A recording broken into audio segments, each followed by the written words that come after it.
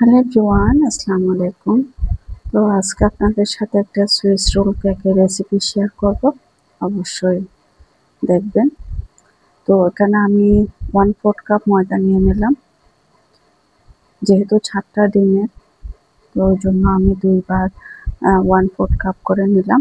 তো গ্রামের হিসাবে ধরলে 80 গ্রাম, 1/4 কাপ হচ্ছে গিয়ে 40 গ্রাম, এটা বুঝে নেবেন।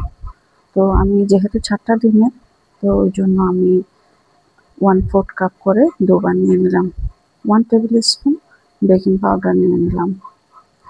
এগুলো সুন্দর করে আমি এখন চেখে নিব, যাতে ভিতরে গুটি গুটি অংশ না থাকে। এই শুকনো ইনগ্রিডিয়েন্টসটা ভালো করে মিক্স করে নেবেন। তো মিক্স করা হয়ে গেলে এটা এক পাশে রেখে দিবেন।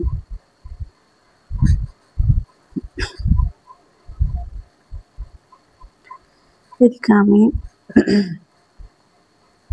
পানি আর তেল একসাথে নিয়ে নেব, যাতে সুইস রোলে কোনো সুগার সিরাপ অ্যাড করা হয় না।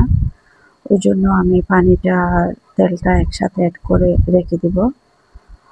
এখানে আমি পানি দিলাম হচ্ছে গিয়ে 80 গ্রাম আর তেল দিলাম 80 গ্রাম। যেহেতু আমি 7টা ডিম নিছি,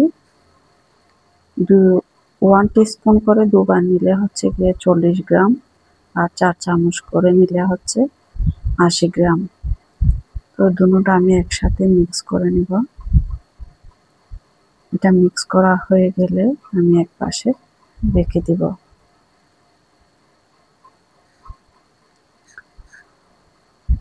এদিকে আমি 7টা ডিম নিয়ে নিয়েছি। ডিমের সাদা অংশ আমি বিট করব। একটু ফেনা ফেনা হয়ে গেলে আমি চিনিগুলো অ্যাড করব। এখানে আমি 1/4 কাপ করে 2বার চিনি দিয়ে দেব। এদিকে আমার বিট করা হয়ে গেল, দেখুন।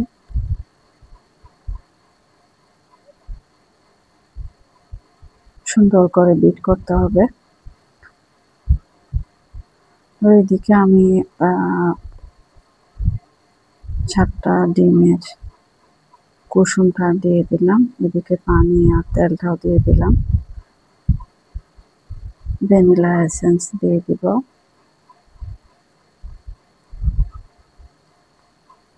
এতে তাড়াহুড়া করে বিট করা যাবে না, আলতো করে এটা বিট করতে হবে, যাতে ফোমটা বসে না যায়। ফোমটা বসে গেলে আপনার কেকটা পারফেক্ট হবে না। এইদিকে আমি ফোমটা করে নিলাম, এটা তো দেখতেই পাচ্ছেন। তো আমি যেভাবে আস্তে আস্তে এগুলা করতেছি, এভাবে স্লো মোশনে করবেন, তাড়াহুড়া করা যাবে না। তাড়াহুড়া করলে ফোমটা বসে যাবে, এতে আপনার কেকটা পারফেক্ট হবে না। আমি আস্তে আস্তে সবগুলা শুকনো ইনগ্রেডিয়েন্টস মিক্স করে নিব। মিক্স করা হয়ে গেলে আমি একটা ওভেন ট্রের মধ্যে বেকিং পেপার দিয়ে নিচে একটু অয়েল ব্রাশ করে ব্যাটারগুলো এখানে ঢেলে দেব। তো স্প্যাচুলা দিয়ে আপনারা সুন্দর করে এটা চারিদিকে ছড়িয়ে দেবেন, যাতে উঁচু বা নিচু এরকম না হয় আর কি। তো ভালো করে ট্যাপ করে নেবেন। আমি ওভেনে দিয়ে দিলাম 20 মিনিটের জন্য। তো আমার ফাইনাল লুক, আমার কেকটা হয়ে গেল, দেখেন।